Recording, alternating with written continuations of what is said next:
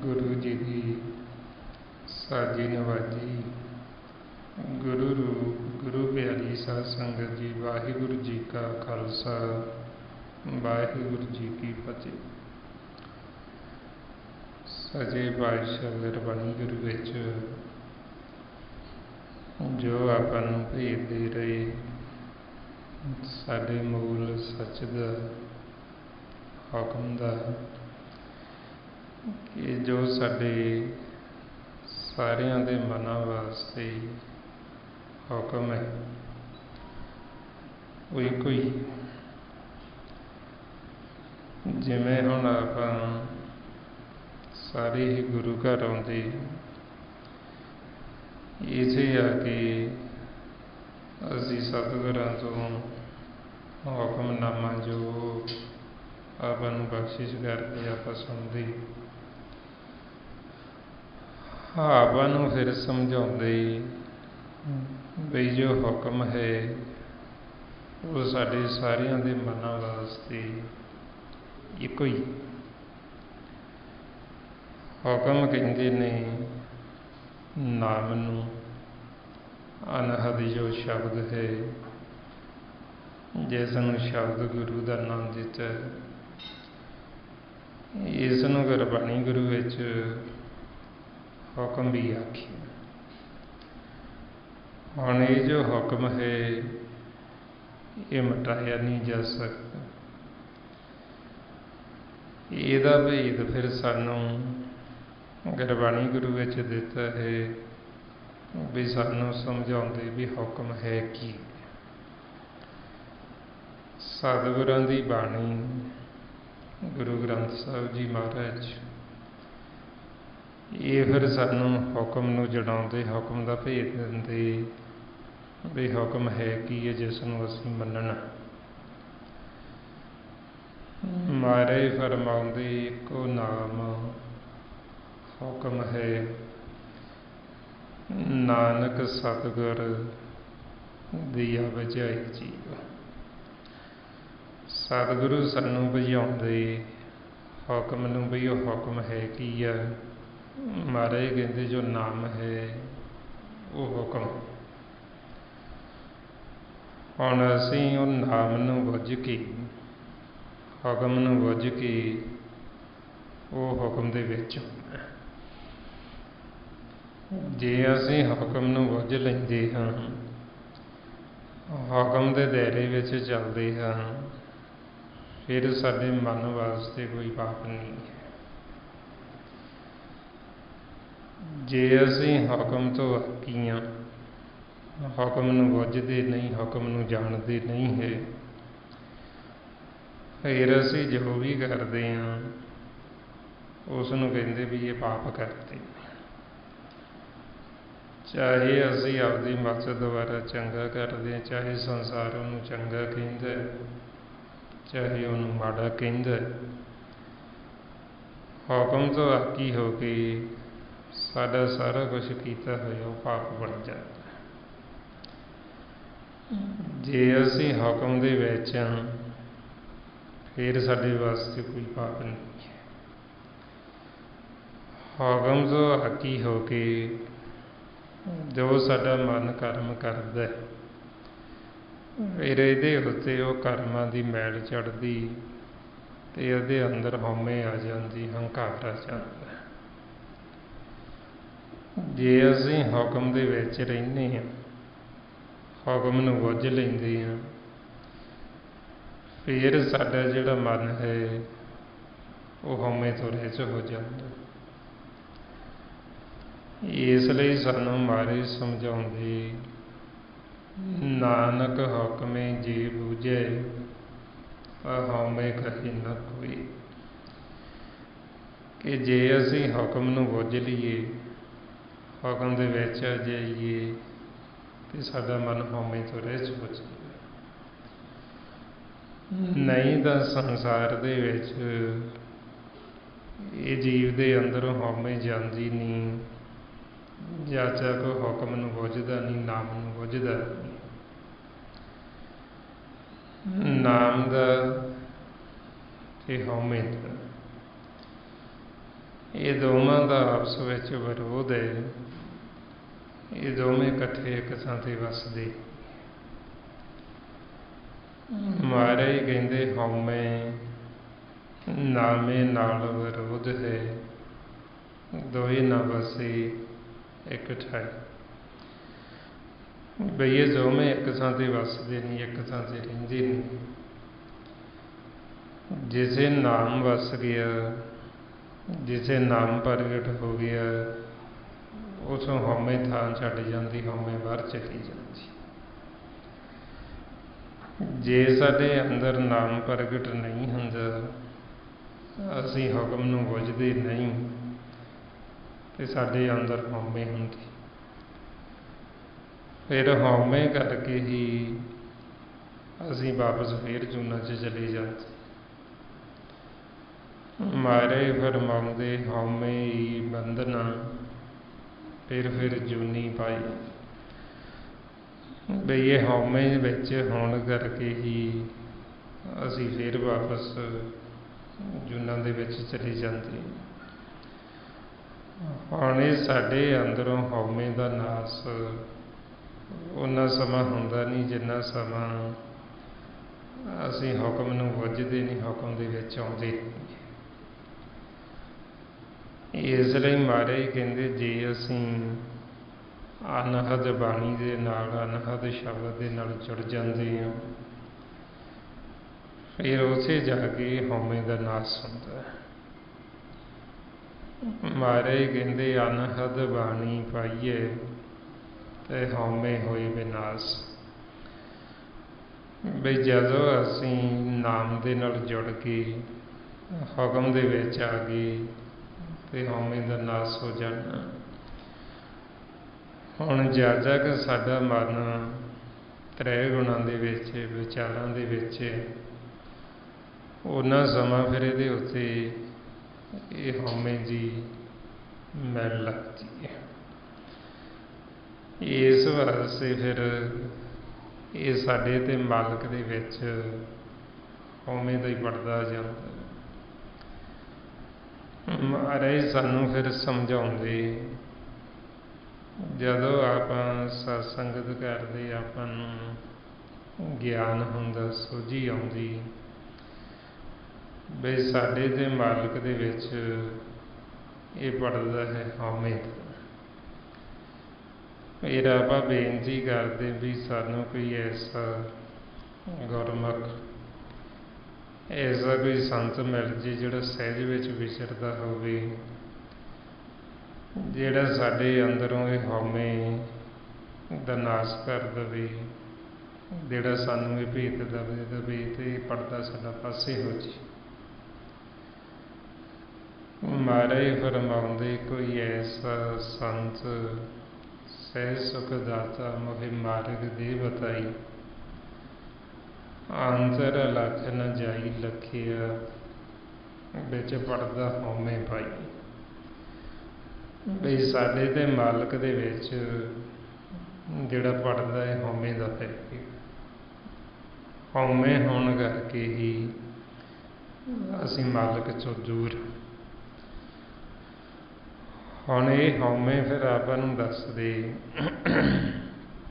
ਵੀ ਜਦੋਂ ਅਸੀਂ ਹੁਕਮ ਨੂੰ ਬੁੱਝ ਲਿਆ, ਨਾਮ ਦੇ ਦਾਇਰੇ ਵਿੱਚ ਆ ਗਈ, ਫਿਰ ਇਹ ਸਾਡੇ ਅੰਦਰ ਹਉਮੈ ਖਤਮ ਹੁੰਦੀ, ਨਹੀਂ ਤਾਂ ਇਹ ਖਤਮ ਹੁੰਦੀ ਨਹੀਂ ਹੈ। ਇਹੋ ਕਾਰਨ ਸੀ ਵੀ ਜਦੋਂ ਪੁਰਾਤਨ ਸਮੇਂ ਦੇ ਵਿੱਚ ਜੀ ਭਗਤੀ ਕਰਦੇ,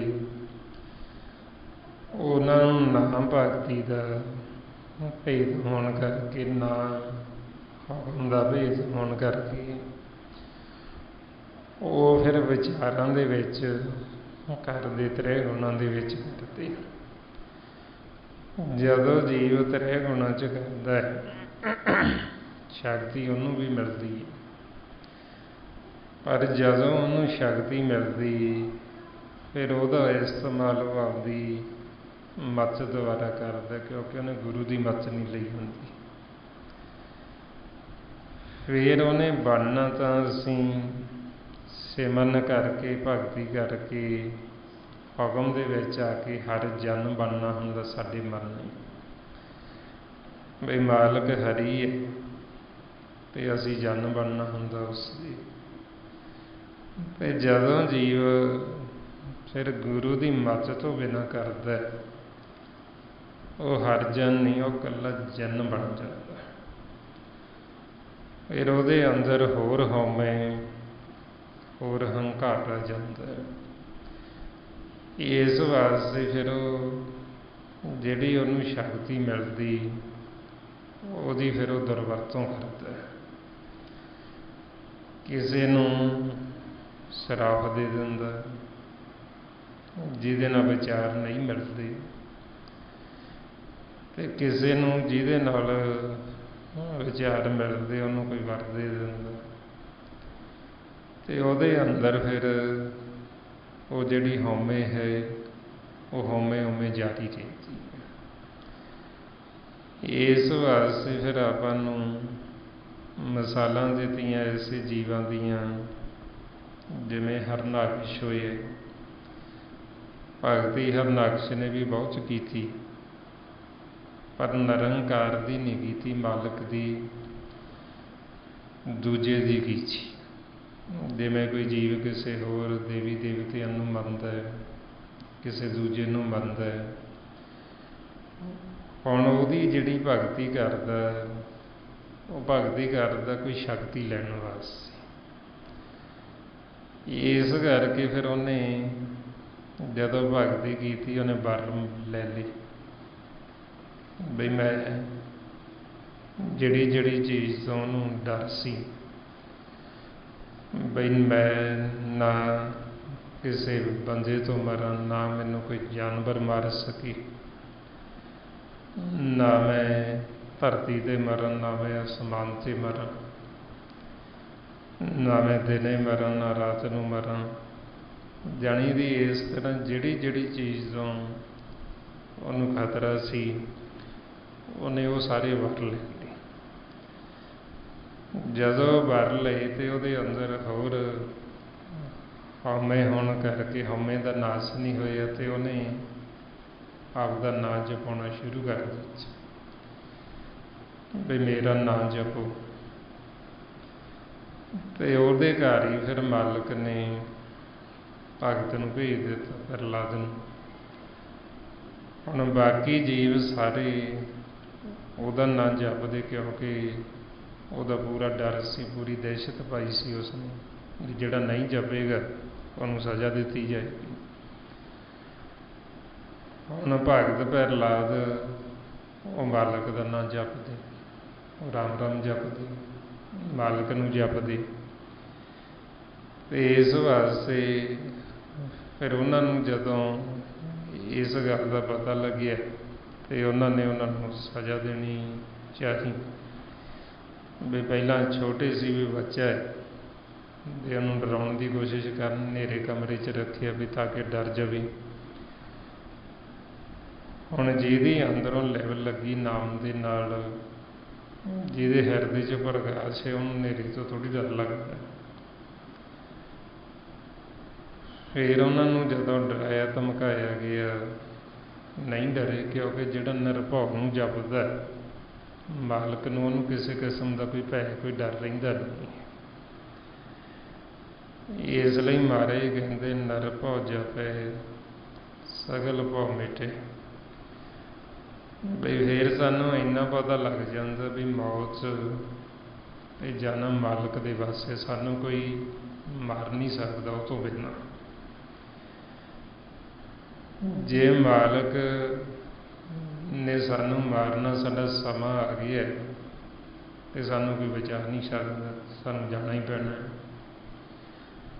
ਜੇ ਸਾਡਾ ਸਮਾਂ ਨਹੀਂ ਆਇਆ ਤੇ ਆਪਦੀ ਮੱਤ ਦੁਆਰਾ ਜੀਵ ਸਾਨੂੰ ਕੋਈ ਮਾਰਨਾ ਚਾਹੁੰਦਾ ਹੈ ਤੇ ਉਹ ਸਾਨੂੰ ਮਾਰ ਨਹੀਂ ਸਕਦਾ, ਕਿਉਂਕਿ ਮਾਲਕ ਨੇ ਸਾਨੂੰ ਹੱਥ ਦੇ ਕੇ ਰੱਖ ਲੈਣਾ। ਜਿਹਦਾ ਸਮਾਂ ਨਹੀਂ ਆਇਆ ਉਹਨੂੰ ਆਪ ਹੱਥ ਦੇ ਕੇ ਬਚਾ ਲੈਂਦਾ। ਇਸ ਲਈ ਮਹਾਰਾਜ ਕਹਿੰਦੇ ਜਿਸ ਕੇ ਸਾਸ ਨ ਕੱਢ ਤਾਪ, ਤਾਕੋ ਰਾਖਤ ਦੇ ਕਰ ਹੱਥ। ਹੁਣ ਉਹਨਾਂ ਨੇ ਫਿਰ ਉਸ ਨੂੰ, ਪ੍ਰਹਲਾਦ ਨੂੰ ਮਾਰਨਾ ਚਾਹਿਆ ਤੇ ਮਾਲਕ ਫਿਰ ਉਹਨਾਂ ਦੀ ਰੱਖਿਆ ਵਾਸਤੇ ਨਰਸਿੰਘ ਦਾ ਰੂਪ ਧਾਰਨ ਕਰਕੇ, ਜਦੋਂ ਰੂਪ ਧਾਰਨ ਕਰਕੇ ਆਏ, ਜਿਹੜੇ ਜਿਹੜੇ ਉਹਨੇ ਵਰ ਲਏ ਹੋਏ ਸੀ ਵੀ ਨਾ ਮੈਨੂੰ ਕੋਈ ਬੰਦਾ ਮਾਰ ਸਕੇ, ਨਾ ਮੈਨੂੰ ਕੋਈ ਜਾਨਵਰ ਮਾਰ ਸਕੇ। ਫਿਰ ਉਸ ਸਮੇਂ ਜਿਹੜਾ ਧੜ ਸੀ ਉਹਨਾਂ ਦਾ ਇਨਸਾਨ ਦਾ ਤੇ ਜਿਹੜਾ ਸਿਰ ਸੀ ਉਹ ਸ਼ੇਰ ਦਾ ਸੀ, ਨਰਸਿੰਘ। ਤੇ ਇਸ ਕਰਕੇ ਫਿਰ ਜੋ ਜੋ ਉਹਨਾਂ ਨੇ ਵਰ ਲਏ ਸੀ ਸਾਰਾ ਉਹ ਤੋਂ ਉਲਟ ਮਾਲਕ ਨੇ ਫਿਰ ਉਹਨਾਂ ਨੂੰ ਮਾਰਿਆ। ਜਿਸ ਨੂੰ ਮਹਾਰਾਜ ਕਹਿੰਦੇ ਭਗਤ ਹੇਤ ਮਾਰਿਓ ਹਰਨਾਕਸ, ਨਰਸਿੰਘ ਰੂਪ ਹੋਏ ਦੇ ਧਰਿਓ। ਵੀ ਮਾਲਕ ਨਰਸਿੰਘ ਦਾ ਰੂਪ ਧਾਰਨ ਕਰਕੇ ਆਏ। ਹੁਣ ਵਰ ਤਾਂ ਉਹਨੇ ਵੀ ਲਏ ਸੀ, ਭਗਤੀ ਤਾਂ ਉਹਨੇ ਵੀ ਕੀਤੀ ਸੀ, ਪਰ ਉਹਨੇ ਭਗਤੀ ਕੀਤੀ ਬਿਨਾਂ ਗੁਰੂ ਤੋਂ। ਭਗਤ ਪ੍ਰਹਲਾਦ ਵੀ ਹੈ। ਹੁਣ ਭਗਤੀ 'ਚ ਫਰਕ ਹੈ ਨਾ। ਭਗਤ ਦੀ ਖਾਤਰ ਮਾਲਕ ਆਇਆ, ਭਗਤੀ ਉਹ ਵੀ ਕਰਦੇ ਤੇ ਭਗਤੀ ਉਹਨੇ ਵੀ ਕੀਤੀ। ਹੁਣ ਉਹਨੇ ਫਿਰ ਕਿਹਦੀ ਭਗਤੀ ਕੀਤੀ? ਉਹਨੇ ਭਗਤੀ ਕੀਤੀ ਦੂਜੇ ਦੀ, ਮਾਇਆ ਦੀ। ਇਸ ਕਰਕੇ ਉਹਨੇ ਵਰ ਲਏ, ਤਾਂ ਕਰਕੇ ਫਿਰ ਉਹਦੇ ਅੰਦਰੋਂ ਹਉਮੈ ਸੀ ਜਿਹੜੀ ਉਹ ਖਤਮ ਨਹੀਂ ਹੋਈ। ਉਹਦਾ ਮਨ ਸਹਿਜ ਵਿੱਚ ਨਹੀਂ ਆਇਆ, ਹੁਕਮ ਨੂੰ ਬੁੱਝਿਆ ਨਹੀਂ ਉਸ।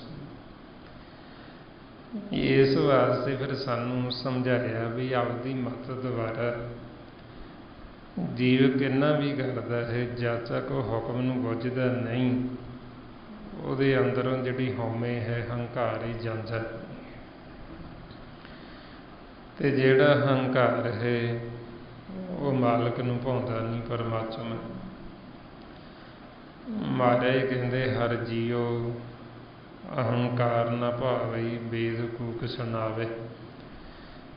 ਸਾਨੂੰ ਵੇਦਾਂ ਦੇ ਵਿੱਚ, ਗੁਰਬਾਣੀ ਗੁਰੂ ਵਿੱਚ ਇਹ ਸਮਝਾਇਆ ਗਿਆ ਵੀ ਮਾਲਕ ਪਰਮਾਤਮਾ ਨੂੰ ਹੰਕਾਰ ਹੈ ਜਿਹੜਾ ਉਹ ਭਾਉਂਦਾ ਨਹੀਂ, ਚੰਗਾ ਨਹੀਂ ਲੱਗਦਾ। ਸੋ ਇਸ ਵਾਸਤੇ ਫਿਰ ਜੀਵ ਦੇ ਅੰਦਰੋਂ ਹੀ ਉਹਨਾਂ ਸਮਾਂ ਜਾਂਦਾ ਨਹੀਂ ਜਿੰਨਾ ਸਮਾਂ ਉਹ ਹੁਕਮ ਨੂੰ ਬੁੱਝਦਾ ਨਹੀਂ, ਹੁਕਮ ਦੇ ਵਿੱਚ ਆਉਂਦਾ। ਇਸ ਵਾਸਤੇ ਫਿਰ ਆਪਾਂ ਨੂੰ ਸਮਝਾਉਂਦੇ ਵੀ ਆਪਦੀ ਮੱਤ ਦੁਆਰਾ ਨਹੀਂ ਹੋ ਸਕਦਾ ਜਦ ਤੱਕ ਅਸੀਂ ਗੁਰੂ ਦੀ ਮੱਤ ਨਹੀਂ ਲੈਂਦੇ। ਆਪਣੀ ਮੱਤ ਦੁਆਰਾ ਜੀਵ ਕਿੰਨੇ ਵੀ ਜਪ ਤਪ ਕਰ ਲਏ, ਕਿੰਨੇ ਸੋਚ ਸੰਜਮ ਰੱਖ ਲਈ, ਜਦ ਤੱਕ ਉਹ ਗੁਰੂ ਦੀ ਸ਼ਰਨ 'ਚ ਨਹੀਂ ਆਉਂਦਾ, ਉਹਨੂੰ ਜੁਗਤੀ ਤਰੀਕਾ ਨਹੀਂ ਮਿਲਦਾ, ਉਹਨਾਂ ਸਮਾਂ ਉਹਦੇ ਅੰਦਰ ਜਿਹੜੀ ਪ੍ਰੇਮਾ ਭਗਤੀ ਹੈ ਇਹ ਪੈਦਾ ਨਹੀਂ ਹੁੰਦੀ। ਇਸ ਲਈ ਮਹਾਰਾਜ ਫਰਮਾਉਂਦੇ ਕਿਆ ਜਪ, ਕਿਆ ਤਪ ਸੰਜਮ, ਕਿਆ ਵਰਤ, ਕਿਆ ਇਸ਼ਨਾਨ, ਜਬ ਲਗ ਜੁਗਤ ਨ ਜਾਨੀਏ, ਭਾਉ ਭਗਤ ਭਗਵਾਨ। ਬਈ ਆਪਦੀ ਮਦਦ ਦੁਆਰਾ, ਜਿਵੇਂ ਹਰਨਾਕਸ਼ ਨੇ ਕਿੰਨੇ ਜਪ ਤਪ ਕੀਤੇ, ਪਰ ਫਿਰ ਵੀ ਜਿਹੜੀ ਹਉਮੈ ਸੀ ਉਹ ਹਉਮੈ ਨਾ ਅੰਦਰੋਂ ਗਈ। ਇਸ ਵਾਸਤੇ ਮਹਾਰਾਜ ਕਹਿੰਦੇ ਵੀ ਜਦ ਤੱਕ ਅਸੀਂ ਗੁਰੂ ਦੀ ਸ਼ਰਨ 'ਚ ਨਹੀਂ ਆਉਂਦੇ, ਸਾਨੂੰ ਪ੍ਰੇਮਾ ਭਗਤੀ ਦਾ ਭੇਤ ਨਹੀਂ ਆਉਂਦਾ, ਸਾਨੂੰ ਗਿਆਨ ਨਹੀਂ ਹੁੰਦਾ। ਸਤ ਸੰਗਤ ਤੋਂ ਬਿਨਾਂ ਸਾਡੇ ਅੰਦਰ ਇਹ ਪ੍ਰੇਮ ਪੈਦਾ ਨਹੀਂ ਹੁੰਦਾ, ਤੇ ਜਦ ਤੱਕ ਸਾਡੇ ਅੰਦਰ ਪ੍ਰੇਮ ਨਹੀਂ, ਅਸੀਂ ਭਗਤੀ ਨਹੀਂ ਕਰ ਸਕਦੇ, ਪ੍ਰੇਮਾ ਭਗਤੀ। ਮਹਾਰਾਜ ਕਹਿੰਦੇ ਸਾਧ ਸੰਗਤ ਬਿਨ ਭਾਵ ਨਹੀਂ ਉਪਜੇ, ਭਾਵ ਬਿਨ ਭਗਤ ਨਹੀਂ ਹੋਈ ਤੇਰੀ। ਬਈ ਸਾਧ ਸੰਗਤ ਤੋਂ ਬਿਨਾਂ ਸਾਡੇ ਅੰਦਰ ਇਹ ਪ੍ਰੇਮ ਪੈਦਾ ਨਹੀਂ ਹੁੰਦਾ, ਸ਼ਰਧਾ ਪੈਦਾ ਨਹੀਂ ਹੁੰਦੀ, ਤੇ ਉਹਨਾਂ ਸਮਾਂ ਅਸੀਂ ਭਗਤੀ ਨਹੀਂ ਕਰ ਸਕਦੇ। ਆਪਾਂ ਨੂੰ ਫਿਰ ਗੁਰੂ ਨਾਨਕ ਦੇਵ ਜੀ ਨੇ ਭਗਤੀ, ਜਿਹੜੀ ਭਗਤੀ ਦਾ ਮਾਰਗ ਬੜਾ ਸੌਖਾ ਦੱਸਿਆ। ਬਈ ਜਿਸੇ ਜੀਵ ਇਸ ਤਰ੍ਹਾਂ ਫਿਰ ਭਗਤੀ ਕਰਦੇ, ਸਰੀਰ ਨੂੰ ਕਸ਼ਟ ਦਿੰਦੇ, ਦੁੱਖ ਦਿੰਦੇ, ਤੇ ਭਗਤੀ ਵੀ ਦੂਜੇ ਦੀ ਕਰਦੇ। ਬਈ ਇਸ ਕਰਕੇ ਨਹੀਂ ਕਰਦੇ ਸਰੀਰ ਨੂੰ, ਜੇ ਇੰਨਾ ਕਸ਼ਟ ਅਸੀਂ ਸਰੀਰ ਨੂੰ ਦੇ ਕੇ ਮਾਲਕ ਦੀ ਭਗਤੀ ਕਰੀਏ ਤੇ ਮਾਲਕ ਦਾ ਸਾਨੂੰ ਦੁਖੀ ਹੋਣ ਦੇ ਵੀ ਨਾ। ਉਹ ਜੀਵ ਜੇ ਭਗਤੀ ਕਰਦਾ ਵੀ, ਦੁੱਖ ਵੀ ਦਿੰਦਾ ਸਰੀਰ ਨੂੰ, ਉਹਦੇ ਵਿੱਚ ਉਹ ਸੰਸਾਰ ਦਾ ਕੋਈ ਮਤਲਬ ਰੱਖਦਾ, ਸੰਸਾਰ ਦੀਆਂ ਸ਼ਕਤੀਆਂ ਲੈਣੀਆਂ ਚਾਹੁੰਦਾ। ਜਿਵੇਂ ਕੇਰਾਂ ਕੋਈ ਗੁਰਮੁਖ ਉੱਥੇ ਬਾਬਾ ਜੀ ਕੋਲ ਆਏ, ਤੇ ਜਦੋਂ ਵਿਚਾਰ ਹੋਈ ਤੇ ਉਹ ਕਹਿਣ ਲੱਗੇ ਵੀ ਸਾਨੂੰ ਜਾਂ ਨਾਮ ਦੀ ਜਾਂ ਸੱਚ ਦੀ ਲੋੜ ਨਹੀਂ ਹੈ, ਵੀ ਸਾਨੂੰ ਤਾਂ ਐਸੀ ਕਿਰਪਾ ਚਾਹੀਦੀ ਹੈ ਵੀ ਸਾਤੋਂ ਲੋਕ ਡਰਨ, ਵੀ ਅਸੀਂ ਆਪਦੀ ਇੱਛਾ ਦੁਆਰਾ ਅਸੀਂ ਦੇਹ ਪਲਟ ਜੀਏ। ਜਦੋਂ ਸਾਡੀ ਇੱਛਾ ਮੈਂ ਚੂਹਾ ਬਣ ਜਾ, ਮੈਂ ਬਿੱਲੀ ਬਣ ਜਾ, ਉਹ ਇੱਦਾਂ ਦੀਆਂ ਗੱਲਾਂ ਕਰਨ। ਮਤਲਬ ਜੀਵ ਵੀ ਇੱਦਾਂ ਦੀਆਂ ਸ਼ਕਤੀਆਂ ਚਾਹੁੰਦਾ ਹੈ। ਤੇ ਮਹਾਰਾਜ ਸੱਚੇ ਪਾਤਸ਼ਾਹ ਕਹਿੰਦੇ ਵੀ ਇਹਨਾਂ ਕਾਰਾਂ ਦੇ ਵਿੱਚੋਂ ਤਾਂ ਅਸੀਂ ਪਹਿਲਾਂ ਹੀ ਨਿਕਲ ਕੇ ਆਏ, ਪਹਿਲਾਂ ਵੀ ਤਾਂ ਆਪਾਂ ਇਹੋ ਕੁਛ ਬਣਦੇ ਰਹੇ। 84 ਲੱਖ ਜੂਨ 'ਚੋਂ ਹੁੰਦੇ ਹੁੰਦੇ ਤਾਂ ਹੁਣ ਮਾਨਸ ਜਾਮਾ ਮਿਲਿਆ, ਸਭ ਤੋਂ ਉੱਤਮ, ਸਭ ਤੋਂ ਸ੍ਰੇਸ਼ਟ। ਸੋ ਆਪਾਂ ਨੂੰ ਫਿਰ ਇਸ ਲਈ ਸਮਝਾਉਂਦੇ ਵੀ ਆਮ ਜੀਵ ਜਦੋਂ ਸਤਸੰਗਤ ਨਹੀਂ ਕਰਦਾ, ਉਹਨੂੰ ਗਿਆਨ ਨਹੀਂ ਹੁੰਦਾ, ਉਹ ਜੇ ਕੁਛ ਕਰਦਾ ਵੀ ਹੈ ਜਪ ਤਪ, ਉਹ ਇਸ ਤਰ੍ਹਾਂ ਦੀਆਂ ਸ਼ਕਤੀਆਂ ਲੈਣੀਆਂ ਚਾਹੁੰਦਾ ਹੈ ਵੀ ਜਿਹੜੀ ਗੱਲ ਮੈਂ ਆਖਾਂ ਉਹ ਪੂਰੀ ਹੋ ਜੇ ਤੇ ਲੋਕ ਮੇਰੇ ਤੋਂ ਡਰਨ, लोग मैनू मन्नण, मेरी शोभा करन, भी इन्हां दा वचन खाली नहीं जाता। इस तरह दीयां जीव शक्तियां भालदा ते ਉਹ फिर ਤਾਂ करके ਉਹਦੇ ਅੰਦਰੋਂ ਹਉਮੈ ਜਿਹੜੀ ਹੰਕਾਰ ਉਹ ਖਤਮ ਨਹੀਂ ਹੁੰਦਾ। ਉਹ ਜਿਹੜਾ ਮਾਰਗ ਹੈ ਉਹ ਮਾਲਕ ਨੂੰ ਮਿਲਾਪ ਦਾ ਮਾਰਗ ਨਹੀਂ ਹੈ, ਉਹ ਫਿਰ ਦੂਜੇ ਦੀ ਭਗਤੀ ਹੈ। ਇਸ ਲਈ ਗੁਰੂ ਨਾਨਕ ਦੇਵ ਜੀ ਨੇ ਜਦੋਂ ਸੰਸਾਰ 'ਚ ਆ ਕੇ ਦੇਖਿਆ ਵੀ ਜੀ ਭਗਤੀ ਤਾਂ ਕਰਦੇ, ਇਹ ਸਰੀਰ ਨੂੰ ਕਸ਼ਟ ਵੀ ਬਹੁਤ ਦਿੰਦੇ, ਦੁੱਖ ਵੀ ਬਹੁਤ ਦਿੰਦੇ, ਪਰ ਇਹਨਾਂ ਨੂੰ ਭਗਤੀ ਦਾ ਗਿਆਨ ਨਹੀਂ ਹੈ ਵੀ ਅਸੀਂ ਭਗਤੀ ਕਿਹਦੀ ਕਰਨੀ ਹੈ, ਕਿਸ ਵਾਸਤੇ ਭਗਤੀ ਕਰਨੀ ਹੈ। ਉਹਨਾਂ ਨੇ ਫਿਰ ਭਗਤੀ ਦਾ ਜਿਹੜਾ ਰੁੱਖ ਸੀ ਉਹ ਰੁੱਖ ਹੀ ਬਦਲ ਦਿੱਤਾ। ਪਹਿਲਾਂ ਜੀਵ ਸਰੀਰ ਨੂੰ ਦੁੱਖ ਦਿੰਦੇ, ਸਾਰੀ ਸਾਰੀ ਰਾਤ ਜਾਗਦੇ, ਉਹਦੇ ਵਾਸਤੇ ਕੋਈ ਸਾਧਨ ਐਸੇ ਅਪਣਾਉਂਦੇ ਬਈ ਸਾਨੂੰ ਨੀਂਦ ਨਾ ਆਵੇ, ਜਿੰਨਾ ਅਸੀਂ ਵੱਧ ਜਾਗਾਂਗੇ ਉਹਨਾਂ ਅਸੀਂ ਵੱਧ ਭਗਤੀ ਕਰਾਂਗੇ। ਉਹਦੇ ਵਾਸਤੇ ਕੋਈ ਪਾਣੀ 'ਚ ਖੜਾ ਹੋ ਜਾਂਦਾ ਵੀ ਮੈਨੂੰ ਨੀਂਦ ਨਾ ਆਵੇ, ਕੋਈ ਚਾਰ ਸਵੇਰੇ ਅੱਗ ਬਾਲ ਕੇ ਬੈਠ ਜਾਂਦਾ ਵੀ ਨੀਂਦ ਨਾ ਆਵੇ, ਕੋਈ ਪੁੱਠਾ ਲਮਕ ਜਾਂਦਾ, ਕੋਈ ਦਰਖਤ 'ਤੇ ਚੜ੍ਹ ਕੇ ਬੈਠ ਜਾਂਦਾ ਵੀ ਨੀਂਦ ਨਾ ਆਵੇ, ਕੋਈ ਖੂਹ ਦੇ ਵਿੱਚ ਪੁੱਠਾ ਲਮਕ ਜਾਂਦਾ। ਇਸ ਤਰ੍ਹਾਂ ਜੀਵ ਸਾਧਨ ਅਪਣਾਉਂਦੇ ਤੇ ਜਿਹੜੇ ਆਮ ਜੀਵ ਉਹਨਾਂ ਨੂੰ ਦੇਖਦੇ ਬਈ ਇਹ ਕੀ ਕਰਦੇ ਨੇ, ਕਹਿੰਦੇ ਜੀ ਇਹ ਭਗਤੀ ਕਰਦੇ ਨੇ। ਤੇ ਆਮ ਜੀਵ ਬੜਾ ਡਰਦੇ ਵੀ ਭਗਤੀ ਤਾਂ ਬੜੀ ਔਖੀ ਵੀ ਕਿਹੜਾ ਇੰਨਾ ਸਰੀਰ ਨੂੰ ਦੁੱਖ ਦੇਵੇ, ਇੰਨਾ ਕਸ਼ਟ ਦੇਵੇ, ਸਾਰੀ ਸਾਰੀ ਰਾਤ ਕੌਣ ਪੁੱਠਾ ਲਮਕੇ, ਕੌਣ ਅੱਗ ਦੇ ਵਿੱਚ ਬੈਠੇ, ਕੌਣ ਠੰਡੇ ਪਾਣੀ ਵਿੱਚ ਖੜਾ ਹੋਵੇ, ਵੀ ਇਹ ਤਾਂ ਭਗਤੀ ਬਹੁਤ ਜ਼ਿਆਦਾ ਔਖੀ। ਫਿਰ ਮਹਾਰਾਜ ਨੇ ਸਾਨੂੰ ਸਮਝਾਇਆ ਵੀ ਇੱਧਰ ਖੇਲ ਚੱਲਦਾ ਹੈ ਸਾਰਾ ਪਾਉਣ ਦਾ। ਸਾਡਾ ਮਨ ਪਾਉਣ 'ਚ ਮਿਲ ਕੇ ਅੱਗੇ ਤ੍ਰੈ ਗੁਣਾਂ ਦੇ ਵਿੱਚ ਜਾ ਕੇ ਖੇਲਦਾ, ਵਿਚਾਰਾਂ ਦੇ ਵਿੱਚ, ਫੁਰਨਿਆਂ ਦੇ ਵਿੱਚ। ਜਦ ਤੱਕ ਅਸੀਂ ਇਹ ਸਰੀਰ 'ਚ ਰਵਾਂਗੇ ਸਾਡੇ ਵਿਚਾਰ ਨਹੀਂ ਰੁਕਣੇ, ਫੁਰਨੇ ਨਹੀਂ ਰੁਕਣੇ, ਇਸ ਸਰੀਰ ਦੇ ਵਿੱਚ ਅਸੀਂ ਭਗਤੀ ਨਹੀਂ ਕਰ ਸਕਦੇ। ਜਿੱਥੇ ਜੀਵ ਸਰੀਰ ਨੂੰ ਕਸ਼ਟ ਦਿੰਦੇ ਸੀ, ਵੱਧ ਤੋਂ ਵੱਧ ਜਾਗਦੇ ਸੀ, ਮਹਾਰਾਜ ਕਹਿੰਦੇ ਜਿੰਨਾ ਛੇਤੀ ਹੋ ਸਕਦਾ ਸਰੀਰ ਨੂੰ ਖਾਲੀ ਕਰੋ, ਇਹਨੂੰ ਛੱਡੋ, ਸੌਣ 'ਚ ਜਾਓ, ਜਿੰਨਾ ਛੇਤੀ ਹੋ ਸਕਦਾ ਸੌਂ ਜਾਓ। ਜਿੰਨਾ ਛੇਤੀ ਆਪਾਂ ਸੌਵਾਂਗੇ ਸਿਮਰਨ ਕਰਦੇ ਕਰਦੇ, ਓਨਾ ਛੇਤੀ ਆਪਾਂ ਮਾਇਆ ਦੇ ਘਰ ਨੂੰ ਛੱਡਾਂਗੇ। ਜਦੋਂ ਹੁਣ ਆਪਾਂ ਇਹ ਸਿਮਰਨ ਕਰਦੇ ਹਾਂ, ਸਿਮਰਨ ਕਰਦੇ ਕਰਦੇ ਆਪਾਂ ਨੂੰ ਨੀਂਦ ਆ ਜਾਂਦੀ, ਜਿਹਨੂੰ ਆਪਾਂ ਨੀਂਦ ਕਹਿੰਦੇ ਗੁਰਬਾਣੀ 'ਚ, ਉਹਨੂੰ ਗੁਰੂ ਨਾਨਕ ਦੇਵ ਜੀ ਕਹਿੰਦੇ ਸੁੰਨ। ਬਈ ਸੁੰਨ ਜਿਹੜਾ ਉਹ ਸਾਡਾ ਅਸਲ ਘਰ ਹੈ। ਇਹ ਜਿਹੜਾ ਸਰੀਰ ਹੈ ਬਗਾਨਾ ਘਰ। ਜਦ ਤੱਕ ਅਸੀਂ ਸਰੀਰ 'ਚ ਰਹਿੰਦੇ, ਇੱਧਰ ਵਿਚਾਰ ਚੱਲਦੇ, ਫੁਰਨੇ ਚੱਲਦੇ, ਤੇ ਸਾਡਾ ਮਨ ਅਸ਼ਾਂਤ ਹੁੰਦਾ, ਦੁਖੀ ਹੁੰਦਾ। ਜਦੋਂ ਹੁਣ ਆਪਾਂ ਸਿਮਰਨ ਕਰਦੇ ਕਰਦੇ ਸੁੰਨ 'ਚ ਚਲੇ ਗਏ, ਸੁੰਨ ਆਪਣਾ ਘਰ ਹੈ ਤੇ ਉੱਥੇ ਸਾਨੂੰ ਕੋਈ ਦੁੱਖ ਨਹੀਂ, ਉਸੇ ਗਿਆਨ ਨੂੰ ਆਪਾਂ ਨੂੰ ਕੋਈ ਚਿੰਤਾ, ਕੋਈ ਫਿਕਰ ਨਹੀਂ, ਸਾਰਾ ਕੁਛ ਹੀ ਭੁੱਲ ਜਾਂਦਾ ਹੈ। ਇਸ ਲਈ ਮਹਾਰਾਜ ਕਹਿੰਦੇ ਸਤਿਗੁਰ ਤੇ ਭਾਈ ਵਿਚਾਰਾ, ਸੁੰਨ ਸਮਾਧ ਸੱਚੇ ਘਰ ਵਾਰਿਆ। ਬਈ ਅਸੀਂ ਸੁੰਨ ਸਮਾਧੀ 'ਚ ਚਲੇ ਗਏ, ਘਰ ਚਲੇ ਗਏ ਆਪਣੇ, ਇਹ ਬਗਾਨੇ ਘਰ ਨੂੰ ਛੱਡ ਦਿੱਤਾ। ਜਦੋਂ ਹੁਣ ਆਪਾਂ ਵਾਰ ਵਾਰ ਫਿਰ ਸੁੰਨ 'ਚ ਜਾਂਦੇ, ਫਿਰ ਉੱਥੋਂ ਸਾਨੂੰ ਮਾਲਕ ਆਵਾਜ਼ ਦੇ ਕਿੱਟ ਹੁੰਦੀ।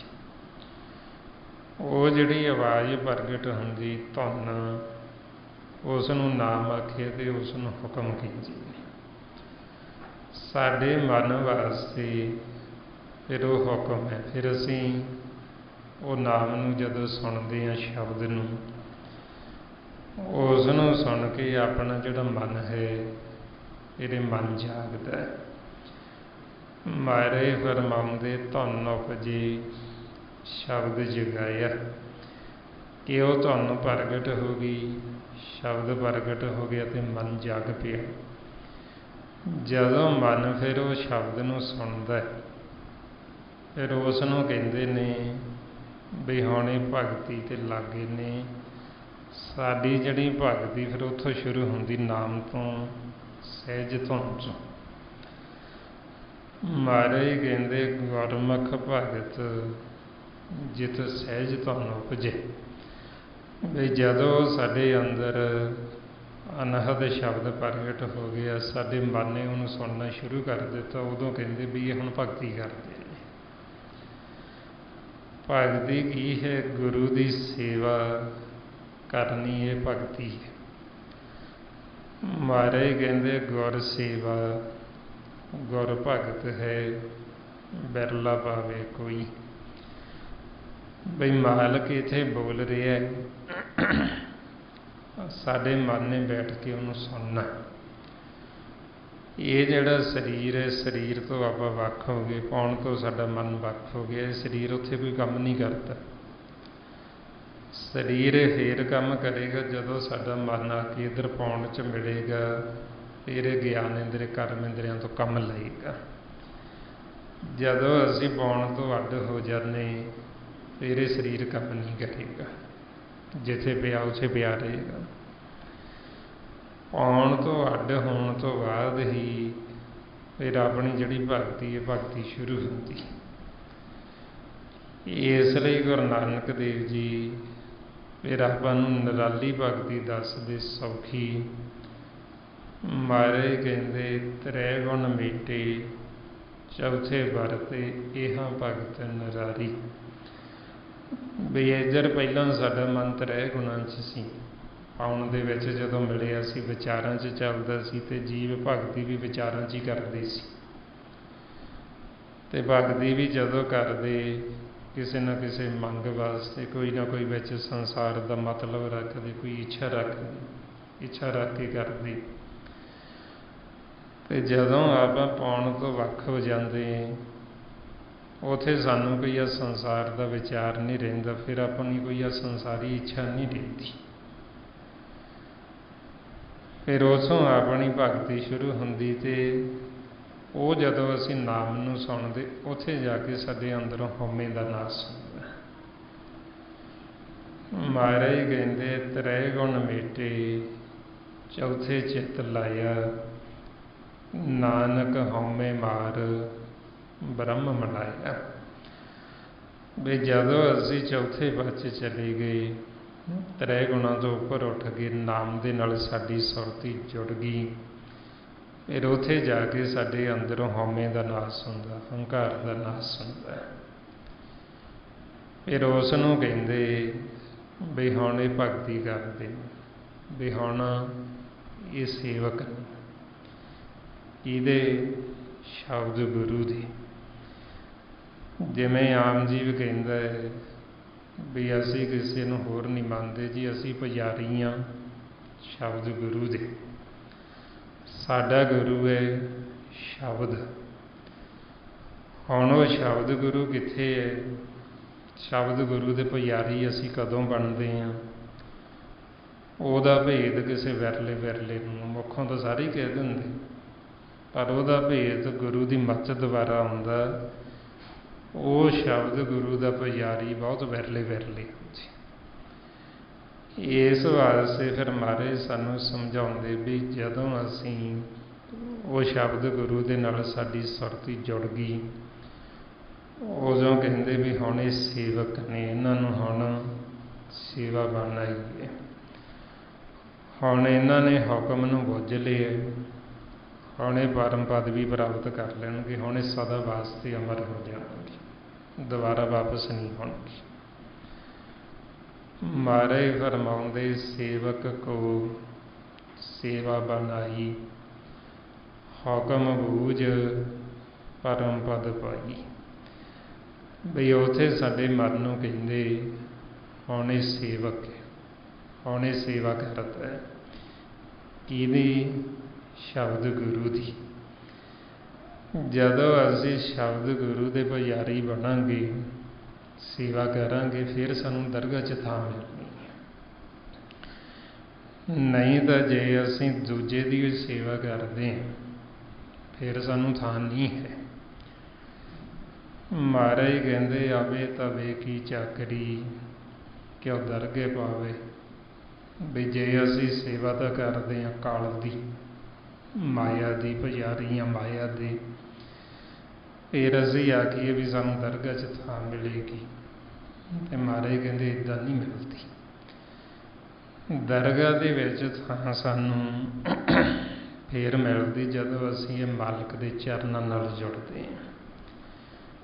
ये नाम नूं ही फिर परमात्मा के चरण भी आखिए, जिस नूं महाराज कहते गुर के चरण सरेवणे तीरथ हरनाओ, अगे दरगाह मनीए मिले न थावे थाओ।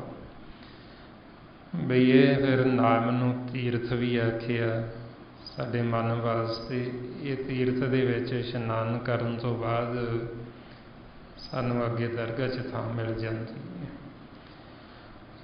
हुण आपां नूं फिर समझाउंदे भी जद तक हुण असीं ये शब्द गुरु दे पुजारी बनते नहीं, जद तक असीं नाम दे नाल जुड़ते नहीं, ये नाम साडे मनां वास्ते सारिਆਂ ਲਈ फिर हुक्म है। जे तां असीं ये हुक्म नूं बुझ लिया जान लिया, फिर तां असीं हुक्म दे दायरे विच आ गए, साडे वास्ते कोई पाप नहीं रहा। जे असीं हुक्म तो आकी हाँ, फिर हुक्म नूं नहीं बुझिया नहीं जानिया, फिर जो भी जीव करदा उहनूं कहंदे पाप करदा है। ताइयों महाराज कहंदे जिन्हां ने नाम नूं वसार दिता, नाम नूं भुले होए ते होर कर्म नूं ज़्यादा अहमियत दिती, वडियाई दिती, नाम तो बिना वो मन ने जिहड़े वो चोर ने, उन्हां दे अंत समय फिर इस तरह घुट पैंदी जिवें एक चोर दूसरे घर संन लाउंदा चोरी करदा, उहनूं चोर नूं फड़ लैण ते फिर वो चोर दी घुट पैंदी। इसे तरह ही जिहड़ा मन चोर है ਉਹਦੇ फिर जमां की जिहड़ी मार वो पैंदी है। महाराज कहते जिन्नी नाम वसारिया बहु कर्म कमावन होर, नानक जामपुर बदे मारीए ज्यों सन्नी उपर चोर।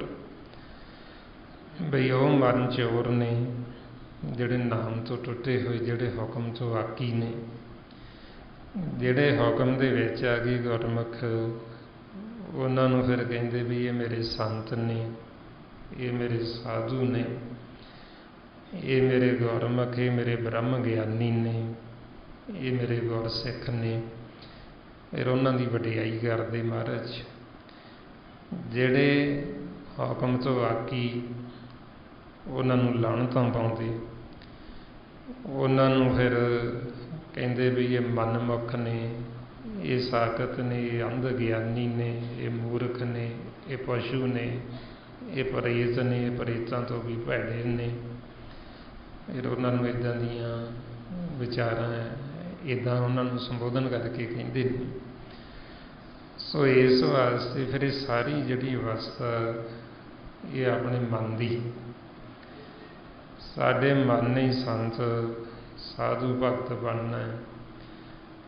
कला ये किसी पहरावे का नाम नहीं है। संत साधु ये साडे मन की अवस्था होती। ये नहीं भी असी बाहरी पहरावा देख के किसी को कह सकते हैं भी ये संत है। संत मन की अवस्था है। मन साडा उदों ही संत बनता है जदों ये शब्द गुरु के नाल जुड़ जाता है, नाम के नाल जुड़ जाता है। उसे आसन ला लेंदा अनहद बाणी ते, उदों कहते भी मेरा संत है। मलाप सारिਆਂ ਦਾ ही ਹੁੰਦਾ मालिक ਦੇ ਨਾਲ, चाहे संत है, साधु है, भगत है, ब्रह्म ज्ञानी है, गुरसिख है, ये सारे वाहिगुरू ਨੂੰ मिले ਹੁੰਦੇ। सिर्फ इधर इस लोक ਦੇ ਵਿੱਚ ਆ ਕੇ ये मन का जिथे आसन लाਉਂਦੇ आ के फिर उस मुताबिक इन्हां ਨੂੰ खिताब ਦਿੱਤੇ ਜਾਂਦੇ। जिमें जिसे अनहद बाणी चलती उत्थे आके मन आसन ला लेंदा है तो कहते मेरा संत है। ਜਿੱਥੇ ਨਾਦ ਚੱਲਦਾ, ਨਾਦ ਦੇ ਵਿੱਚ ਆ ਕੇ ਆਸਣ ਲਾ ਲੈਂਦਾ ਤੇ ਕਹਿੰਦੇ ਮੇਰਾ ਸਾਧੂ ਹੈ। ਇਹ ਜਿਹੜਾ ਸੂਖ ਮਹਿਲ ਹੈ, ਖਾਲੀ ਖਿਲਾ ਆਪਾਂ ਦੇਖਦੇ ਹਾਂ, ਜਦੋਂ ਇਹਦੇ 'ਚ ਮਨ ਆਸਣ ਲਾ ਲੈਂਦਾ ਹੈ ਕਹਿੰਦੇ ਮੇਰਾ ਭਗਤ ਹੈ। ਜਦੋਂ ਸੱਚੇ ਮਹਿਲ ਦੇ ਵਿੱਚ ਮਨ ਆਸਣ ਲਾਉਂਦਾ ਕਹਿੰਦੇ ਮੇਰਾ ਬ੍ਰਹਮ ਗਿਆਨੀ ਹੈ। ਸੋ ਇਸ ਤਰ੍ਹਾਂ ਫਿਰ ਮਨ ਨੂੰ ਇਹ ਖਿਤਾਬ ਦਿੱਤੀ ਜਾਂਦੀ। ਸੋ ਆਪਾਂ ਨੂੰ ਫਿਰ ਸਮਝਾਉਂਦੇ ਵੀ ਇਹ ਹੋਏਗਾ ਤਾਂ ਹੀ ਜੇ ਅਸੀਂ ਨਾਮ ਨੂੰ ਬੁੱਝ ਕੇ ਹੁਕਮ ਦੇ ਵਿੱਚ ਆਵਾਂਗੇ, ਤਾਂ ਹੁਕਮ ਦੇ ਦਾਇਰੇ 'ਚ ਆਵਾਂਗੇ, ਫਿਰ ਹੀ ਸਾਡੇ ਮਨ ਨੂੰ ਇਹ ਖਿਤਾਬ ਮਿਲਣਾ, ਫਿਰ ਹੀ ਅਸੀਂ ਆਪਦੇ ਜੀਵਨ ਦਾ ਲਾਹਾ ਕੱਟਣਾ। ਜੇ ਅਸੀਂ ਇਕੱਲਾ ਬਾਹਰੀ ਪਹਿਰਾਵਾ ਤਾਂ ਕਰ ਲਿਆ, ਸਾਡੇ ਅੰਦਰ ਨਾਮ ਪ੍ਰਗਟ ਨਹੀਂ ਹੋਇਆ, ਸਾਡੇ ਹਿਰਦੇ ਵਿੱਚ ਨਾਮ ਵਸਿਆ ਨਹੀਂ, ਫਿਰ ਮਹਾਰਾਜ ਸੱਚੇ ਪਾਤਸ਼ਾਹ ਬਹੁਤ ਲਾਹਨਤਾਂ ਪਾਉਂਦੇ। ਜਿਵੇਂ ਇੱਕ ਤਾਂ ਉਹ ਗੁਰਮੁਖ ਵੀ ਜਿਨ੍ਹਾਂ ਦੇ ਹਿਰਦੇ 'ਚ ਨਾਮ ਵਸ ਗਿਆ, ਉਹਨਾਂ ਨੂੰ ਤਾਂ ਮਹਾਰਾਜ ਧੰਨ ਕਹਿੰਦੇ, ਤੇ ਉਹਨਾਂ ਦੇ ਜਿਹੜੇ ਮਾਤਾ ਪਿਤਾ ਉਹਨਾਂ ਨੂੰ ਵੀ ਧੰਨ ਕਹਿੰਦੇ। ਧੰਨ ਸੋ ਜਨਨੀ ਜਨ ਜਨ ਜਨਿਆ ਮਾਈ, ਵੀ ਉਹ ਜਨਨੀ ਧੰਨ, ਉਹ ਮਾਂ ਧੰਨ, ਵੀ ਜਿਹਨੇ ਐਸੇ ਪੁੱਤ ਨੂੰ, ਐਸੇ ਭਗਤ ਨੂੰ ਜਨਮ ਦਿੱਤਾ। ਧੰਨ ਸੋ ਜਨਨੀ, ਧੰਨ ਪਿਤਾ ਪ੍ਰਧਾਨਾ, ਵੀ ਉਹ ਮਾਂ ਵੀ ਧੰਨ, ਉਹ ਪਿਤਾ ਵੀ ਧੰਨ, ਜਿਹੜੇ ਨਾਮ ਦੇ ਨਾਲ ਜੁੜ ਗਏ, ਜਿਹੜੇ ਮਾਲਕ ਦੇ ਸਨਮੁਖ ਹੋ ਗਏ, ਉਹਨਾਂ ਨੂੰ ਕਹਿੰਦੇ ਇਹ ਵੀ ਧੰਨ ਤੇ ਇਹਨਾਂ ਦੀ ਕੁੱਲ ਵੀ ਧੰਨ। ਤੇ ਜਿਨ੍ਹਾਂ ਦੇ ਅੰਦਰ ਫਿਰ ਇਹ ਨਾਮ ਵਸਿਆ ਨਹੀਂ, ਜਿਹੜੇ ਨਾਮ ਦੇ ਨਾਲ ਨਹੀਂ ਜੁੜੇ, ਫਿਰ ਉਹਨਾਂ ਨੂੰ ਵੀ ਲਾਹਨਤਾਂ ਤੇ ਉਹਨਾਂ ਦੇ ਮਾਂ ਪਿਓ ਨੂੰ ਵੀ ਲਾਹਨਤਾਂ ਪਾਉਂਦੇ। ਮਹਾਰਾਜ ਕਹਿੰਦੇ ਵੀ ਜਿਹਦੇ ਹਿਰਦੇ 'ਚ ਨਾਮ ਨਹੀਂ ਵਸਿਆ, ਜਨ ਹਰ ਹਿਰਦੇ ਨਾਮ ਨਾ ਵਸਿਓ, ਤੇ ਮਾਤ ਕੀਜੇ ਹਰ ਵੰਝ, ਉਹ ਸੁੰਜੀ ਦੇ ਫਿਰੇ ਬਿਨ ਨਾਮੈ, ਉਹ ਖੱਬ ਖੱਬ ਮੂਏ ਕਰੰਜ। ਮਹਾਰਾਜ ਕਹਿੰਦੇ ਵੀ ਐਸੀ ਮਾਂ ਜਿਹੜੀ ਉਹ ਬਾਂਝ ਕਿਉਂ ਨਹੀਂ ਰਹੀ, ਉਹਨੂੰ ਲੋੜ ਕੀ ਸੀ ਜੰਮਣ ਦੀ, ਵੀ ਜਿਹਨੇ ਭਗਤੀ ਨਹੀਂ ਕਰਨੀ, ਜਿਹਨੇ ਨਾਮ ਦੇ ਨਾਲ ਜੁੜਨਾ ਹੀ ਨਹੀਂ ਹੈ, ਬਈ ਉਹ ਫਿਰ ਜਿਹੜਾ ਉਹ ਖੱਬ ਖੱਬ ਕੇ ਮਰਦਾ। ਮਨਮੁਖ ਜਿਹੜਾ ਇੱਧਰ ਵੀ ਦੁਖੀ, ਨਾਮ ਤੋਂ ਬਿਨਾਂ ਦੁਖੀ ਦੁੱਖ ਸੰਸਾਰ ਦੇ ਵਿੱਚ, ਇੱਧਰ ਵੀ ਦੁਖੀ ਤੇ ਅੱਗੇ ਫਿਰ ਦੁਖੀ ਦੁੱਖ। ਇਸ ਵਾਸਤੇ ਫਿਰ ਕਹਿੰਦੇ ਬਈ ਉਹਨਾਂ ਦਾ ਜੀਵਨ ਤ੍ਰਿਕ, ਉਹਨਾਂ ਨੂੰ ਲਾਹਨਤ ਪਹੁੰਚੇ। ਬਈ ਉਹ ਜੀਵ ਵੀ ਤੇ ਅੱਗੋਂ ਜਨਨੀ ਮਾਂ, ਉਹਨੂੰ ਵੀ ਲਾਹਨਤ ਪਾਉਂਦੇ ਵੀ ਜਿਹਨੇ ਜੰਮਿਆ ਵੀ ਤੇ ਜਿਹੜਾ ਮਨਮੁਖ ਜੰਮਿਆ। ਸੋ ਇਸ ਵਾਸਤੇ ਫਿਰ ਸਮਝਾਉਂਦੇ ਵੀ ਜਿਹੜੇ ਆਪ ਸਿਮਰਨ ਭਗਤੀ ਕਰਦੇ, ਉਹ ਇਸ ਕਰਕੇ ਆਪ ਤਾਂ ਤਰਦੇ ਹੀ ਤਰਦੇ, ਉਹ ਆਪਦੀ ਕੁੱਲ ਨੂੰ ਵੀ ਨਾਲ ਤਰ ਲੈਂਦੇ ਨੇ। ਤਾਂ ਮਹਾਰਾਜ ਕਹਿੰਦੇ ਭਗਤ ਜਨਾ ਕੀ ਉੱਤਮ ਬਾਣੀ, ਗਾਵੇ ਕਥ ਕਥਾ ਨਿਤ ਨਿਆਰੀ, ਸਫਲ ਜਨਮ ਭਇਆ ਤਨ ਕੇਰਾ, ਆਪ ਤਰੇ ਕੁੱਲ ਤਾਰੀ। ਆਪਣੀ ਕੁੱਲ ਦੇ ਵਿੱਚ ਇੱਕ ਵੀ ਭਗਤ ਹੋ ਜੇ ਕਿਸੇ ਦੇ ਪਰਿਵਾਰ ਦੇ ਵਿੱਚ, ਉਹ ਆਪਦੀਆਂ ਕਈ ਕੁੱਲਾਂ ਨੂੰ ਤਾਰ ਲੈਂਦਾ ਨਾਲ, ਉਹਦੀ ਇੰਨੀ ਵਡਿਆਈ ਮਹਾਰਾਜ ਕਰਤੀ। ਇਸ ਵਾਸਤੇ ਫਿਰ ਆਪਾਂ ਨੂੰ ਸਮਝਾਉਂਦੇ ਵੀ ਇੱਕ ਭਗਤ ਜਿਹੜਾ ਉਹਦਾ ਸੰਗ ਕਰਕੇ ਅੱਗੇ ਪਤਾ ਨਹੀਂ ਕਿੰਨੇ ਕੁ ਨਾਲ ਹੋਰ ਤਰ ਜਾਂਦੇ ਨੇ। ਇਸ ਲਈ ਮਹਾਰਾਜ ਕਹਿੰਦੇ ਬਈ ਉਹ ਆਪ ਵੀ ਤਰਦਾ ਤੇ ਨਾਲ ਉਹ ਸੰਸਾਰ ਦੇ ਜੀਵਾਂ ਦਾ ਵੀ ਆਧਾਰ ਕਰਦਾ। ਇਸ ਵਾਸਤੇ ਫਿਰ ਆਪਾਂ ਨੂੰ ਸਮਝਾਉਂਦੇ ਵੀ ਇਹ ਜਿਹੜਾ ਜੀਵਨ ਹੁਣ ਆਪਾਂ ਨੂੰ ਮਿਲਿਆ ਮਾਨਸ ਜਾਮਾ, ਬਈ ਇਸ ਨੂੰ ਆਪਾਂ ਮਾਮੂਲੀ ਨਹੀਂ ਸਮਝਣਾ, ਇਹ ਬੜਾ ਕੀਮਤੀ ਤੇ ਬੜਾ ਮੁੱਲ ਹੈ। ਇਹ ਜਿਹੜੇ ਆਪਾਂ ਨੂੰ ਸਵਾਸ ਦਿੱਤੇ ਜਾ ਰਹੇ, ਇਹ ਬੜੇ ਕੀਮਤੀ, ਸਮਾਂ ਆਪਣੇ ਕੋਲ ਬੜਾ ਕੀਮਤੀ ਹੈ। ਇਸ ਸਮੇਂ ਨੂੰ ਆਪਾਂ ਵਿਅਰਥ ਨਹੀਂ ਖਰਾਬ ਕਰਨਾ, ਇਹਨੂੰ ਮਾਲਕ ਦੀ ਯਾਦ ਦੇ ਵਿੱਚ ਬਤੀਤ ਕਰਨਾ। ਬਈ ਹਰ ਸਮੇਂ ਸਾਡੇ ਹਿਰਦੇ ਵਿੱਚ ਮਾਲਕ ਦੀ ਜਿਹੜੀ ਯਾਦ ਹੈ ਉਹ ਵਸੀ ਰਹੇ। ਬਈ ਸਾਡਾ ਮਨ ਜੇ ਇੱਧਰ ਸੰਸਾਰ ਦੇ ਵਿੱਚ ਆਵੇ ਵੀ ਅਸੀਂ ਇੱਧਰ ਆ ਕੇ ਵੀ ਸਮਦ੍ਰਿਸ਼ਟੀ ਰਹੀਏ। ਬਈ ਇਹ ਨਹੀਂ ਬਈ ਅਸੀਂ ਸਾਰਾ ਧਿਆਨ ਮਾਇਆ 'ਚ ਹੀ ਲਾ ਦੇਣਾ। ਇੱਧਰ ਆ ਕੇ ਸਮਦ੍ਰਿਸ਼ਟੀ ਹੁੰਦਾ ਹੈ ਵੀ ਜਿਹੜੇ ਗੁਰਮੁਖਾਂ ਨੇ ਗੁਰੂ ਦੀ ਮੱਤ ਲਈ, ਜਿਹੜੇ ਹੁਕਮ 'ਚ ਆ ਗਏ, ਫਿਰ ਉਹ ਸਮਦ੍ਰਿਸ਼ਟੀ ਹੁੰਦੇ। ਫਿਰ ਉਹਦੇ ਵਾਸਤੇ ਉਦਾਹਰਨਾਂ ਦਿੱਤੀਆਂ ਵੀ ਜਿਵੇਂ ਇੱਕ ਮੱਕੜੀ ਹੁੰਦੀ ਹੈ, ਉਹ ਜਿਹੜੀ ਜਾਲਾ ਲਾਉਂਦੀ ਹੈ ਛੱਤ ਦੇ ਉੱਤੇ। ਹੁਣ ਉਹ ਮੱਕੜੀ ਜਦੋਂ ਛੱਤ ਤੋਂ ਥੱਲੇ ਆਉਂਦੀ ਆ, ਮੂੰਹ ਦੇ ਵਿੱਚੋਂ ਤਾਰ ਕੱਢਦੀ ਆਉਂਦੀ ਜਾਲਾ, ਅਤੇ ਥੱਲੇ ਆ ਕੇ ਉਹ ਕਿਸੇ ਚੀਜ਼ ਦੇ ਨਾਲ ਉਹ ਤਾਰ ਨੂੰ ਅਟਕਾ ਕੇ ਫਿਰ ਆਪਦੀ ਪੇਟ ਪੂਰਤੀ ਕਰਦੀ। ਜਿਹੜੀ ਉਹਨੇ ਖੁਰਾਕ ਲੈਣੀ, ਖੁਰਾਕ ਲੈਂਦੀ ਹੈ ਅਤੇ ਧਿਆਨ ਹੈ ਜਿਹੜਾ ਉਹ ਤਾਰ ਵੱਲ ਰੱਖਦੀ। ਉਹ ਤੋਂ ਇੰਨਾ ਦੂਰ ਨਹੀਂ ਜਾਂਦੀ ਬਈ ਉਹ ਤਾਰ ਹੈ ਜਿਹੜੀ ਉਹਨੂੰ ਵਿਸਰੀ ਜਾਵੇ, ਉਹਨੂੰ ਭੁੱਲੀ ਜਾਵੇ। ਜਦੋਂ ਉਹਦੀ ਪੇਟ ਪੂਰਤੀ ਹੋ ਜਾਂਦੀ, ਆਪਦੀ ਖੁਰਾਕ ਲੈਂਦੀ, ਅਤੇ ਉਹ ਤਾਰ ਨੂੰ ਫੜਦੀ, ਉਹਨੂੰ ਇਕੱਠਾ ਕਰਦੀ ਵਾਪਸ ਫਿਰ ਆਪਦੇ ਘਰ ਚਲੀ ਜਾਂਦੀ। ਇਸੇ ਤਰ੍ਹਾਂ ਹੀ ਫਿਰ ਉਹ ਸਾਡੇ ਅੰਦਰ ਨਾਮ ਹੈ, ਜੋ ਨਾਦ ਜਿਹੜਾ ਸਾਡੇ ਮਨ ਵਾਸਤੇ ਹੁਕਮ। ਜੇ ਅਸੀਂ ਉਹ ਸ਼ਬਦ ਨੂੰ ਸੁਣੀ ਜਾ ਰਹੇ ਹਾਂ ਅਤੇ ਆਪਾਂ ਇੰਨਾ ਦੂਰ ਨਹੀਂ ਜਾਂਦੇ ਵੀ ਸਾਨੂੰ ਅੰਦਰੋਂ ਸੁਣਨਾ ਹੀ ਬੰਦ ਹੋ ਜੇ। ਜੇ ਉਹ ਆਪਾਂ ਨੂੰ ਸੁਣ ਰਹੇ, ਆਪਣਾ ਧਿਆਨ ਉੱਧਰ ਹੈ, ਨਾਲ ਆਪਾਂ ਸੰਸਾਰ ਦਾ ਕਰਮ ਵੀ ਕਰੀ ਜਾਂਦੇ। ਜਿਵੇਂ ਉਹ ਮੱਕੜੀ ਨਾਲ ਚੋਗਾ ਵੀ ਚੁਗੀ ਜਾਂਦੀ ਅਤੇ ਧਿਆਨ ਉਹ ਤਾਰ ਵੱਲ ਵੀ ਰੱਖਦੀ ਹੈ ਬਈ ਮੈਂ ਕਿਤੋਂ ਤੋਂ ਦੂਰ ਨਾ ਚਲੀ ਜਾਵਾਂ, ਉਹਨੂੰ ਭੁੱਲ ਹੀ ਨਾ ਜਾਵਾਂ ਵੀ ਮੈਂ ਵਾਪਸ ਘਰ ਨਹੀਂ ਜਾ ਸਕਦੀ ਮੁੜ ਕੇ। ਇਸੇ ਤਰ੍ਹਾਂ ਹੀ ਗੁਰਮੁਖ ਸੰਸਾਰ 'ਚ ਕਰਮ ਸਾਰੇ ਹੀ ਕਰਦੇ। ਇਹ ਨਹੀਂ ਵੀ ਉਹ ਕੋਈ ਵੱਖਰੇ ਹੁੰਦੇ, ਆਪਣੇ ਵਰਗੇ ਹੀ ਹੁੰਦੇ ਨੇ। ਆਪਾਂ ਤੋਂ ਵੀ ਸਾਦਾ ਜੀਵਨ ਹੁੰਦਾ ਉਹਨਾਂ ਦਾ।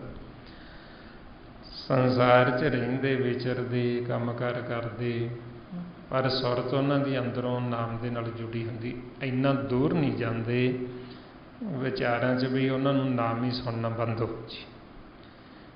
ਜਦੋਂ ਇੱਧਰ ਕਿਰਤ ਕਰਦੇ, ਜਿੰਨਾ ਸਮਾਂ ਹੈਗਾ ਕਰਦੇ, ਅਤੇ ਜਦੋਂ ਦੇਖਿਆ ਵਿਹਲੇ ਹੋਏ ਅਤੇ ਉਹ ਸ਼ਬਦ ਨੂੰ ਪੜ੍ਹਿਆ ਅਤੇ ਘਰ ਚਲੇ ਗਏ ਆਪਸ। ਉਹਨਾਂ ਵਾਸਤੇ ਫਿਰ ਇੱਕ ਖੇਲ ਬਣ ਜਾਂਦਾ। ਆਉਣਾ, ਇੱਧਰ ਆ ਕੇ ਹੁਕਮ ਦੇ ਵਿੱਚ ਰਹਿਣਾ, ਕਿਰਤ ਕਰਨੀ, ਕਰਮ ਕਰਨਾ, ਅਤੇ ਉਹ ਵਾਪਸ ਜਾਣਾ ਹੁਕਮ ਰਾਹੀਂ, ਫਿਰ ਘਰ ਚਲੇ ਜਾਣਾ। ਇਸ ਨੂੰ ਮਹਾਰਾਜ ਕਹਿੰਦੇ ਆਵਨ ਜਾਨ ਇੱਕ ਖੇਲ ਬਣਾਇਆ, ਆਗਿਆਕਾਰੀ ਕੀਨੀ ਮਾਇਆ। ਬਈ ਉਹਨਾਂ ਗੁਰਮੁਖਾਂ ਵਾਸਤੇ ਫਿਰ ਇੱਕ ਖੇਲ, ਇੱਧਰ ਆਏ, ਖੇਲੇ ਕੁਝ ਸਮਾਂ ਅਤੇ ਫਿਰ ਵਾਪਸ। ਸੋ ਇਸੇ ਤਰ੍ਹਾਂ ਹੀ ਹੁਣ ਆਪਾਂ ਨੂੰ ਕਹਿੰਦੇ ਵੀ ਆਪਾਂ ਵੀ ਇਹ ਖੇਲ ਨੂੰ ਸਮਝ ਕੇ ਹੁਕਮ ਦੇ ਦਾਇਰੇ ਵਿੱਚ ਆਉਣਾ, ਹੁਕਮ ਨੂੰ ਬੁੱਝਣਾ। ਜੇ ਅਸੀਂ ਹੁਕਮ ਨੂੰ ਬੁੱਝ ਲਿਆ, ਉਹਦੇ ਦਾਇਰੇ ਵਿੱਚ ਆ ਗਏ, ਸਾਡਾ ਜੀਵਨ ਹੈ ਜਿਹੜਾ ਉਹ ਸਫਲ ਹੋ ਗਿਆ। ਆਓ ਹੁਣ ਨਾਮ ਤੱਕ ਪਹੁੰਚਣ ਵਾਸਤੇ ਜੋ ਸਾਡੇ ਅੰਦਰ ਚੱਲ ਰਿਹਾ, ਉਹਦੇ ਵਾਸਤੇ ਆਪਾਂ ਸਿਮਰਨ ਕਰਦੇ ਹਾਂ। ਵੀ ਸਿਮਰਨ ਕਰਕੇ ਸਾਡਾ ਮਨ ਅੰਤਰਮੁਖੀ ਹੋਵੇ, ਸਹਿਜ ਵਿੱਚ ਜਾਵੇ। ਆਪਣੇ ਅੰਦਰ ਮਾਲਕ ਬੋਲ ਹੀ ਰਿਹਾ। ਜਾ ਕੇ ਸਰੀਰ 'ਚ ਸਵਾਸ ਚੱਲਦੇ ਨੇ, ਉਹ ਬੋਲਦਾ ਹੀ ਰਹਿੰਦਾ ਹੈ, ਉਹ ਚੁੱਪ ਹੁੰਦਾ ਹੀ ਨਹੀਂ। ਆਪਣੇ ਅੰਦਰ ਲਗਾਤਾਰ ਅਨਹਦ ਵਾਜੇ ਵੱਜੀ ਜਾ ਰਹੇ। ਸਾਨੂੰ ਸੁਣਾਈ ਉਦੋਂ ਨਹੀਂ ਦਿੰਦੇ ਜਦੋਂ ਅਸੀਂ ਦੂਰ ਹੁੰਦੇ। ਵਿਚਾਰਾਂ 'ਚ ਸਾਡਾ ਮਨ ਬਹੁਤ ਦੂਰ ਨਿਕਲ ਜਾਂਦਾ। ਜਦੋਂ ਦੂਰ ਨਿਕਲ ਜਾਂਦਾ, ਸਾਨੂੰ ਉਹ ਸੁਣਨਾ ਬੰਦ ਹੋ ਜਾਂਦਾ। ਹੁਣ ਜਿਉਂ-ਜਿਉਂ ਅਸੀਂ ਮਨ ਨੂੰ ਵਾਪਸ ਲੈ ਕੇ ਆਵਾਂਗੇ, ਜਿਉਂ-ਜਿਉਂ ਵਿਚਾਰਾਂ ਤੋਂ ਰਹਿਤ ਕਰਾਂਗੇ, ਤਿਉਂ-ਤਿਉਂ ਸਾਨੂੰ ਉਹ ਮਾਲਕ ਦੀ ਆਵਾਜ਼ ਸੁਣਨੀ ਸ਼ੁਰੂ ਹੋ ਜਾਏਗੀ। ਆਓ ਹੁਣ ਉਹ ਨਾਮ ਤੱਕ ਪਹੁੰਚਣ ਵਾਸਤੇ ਇਹ ਆਪਾਂ ਸਾਰਿਆਂ ਨੇ ਸਾਸ ਗਿਰਾ ਸਿਮਰਨ ਕਰਨਾ।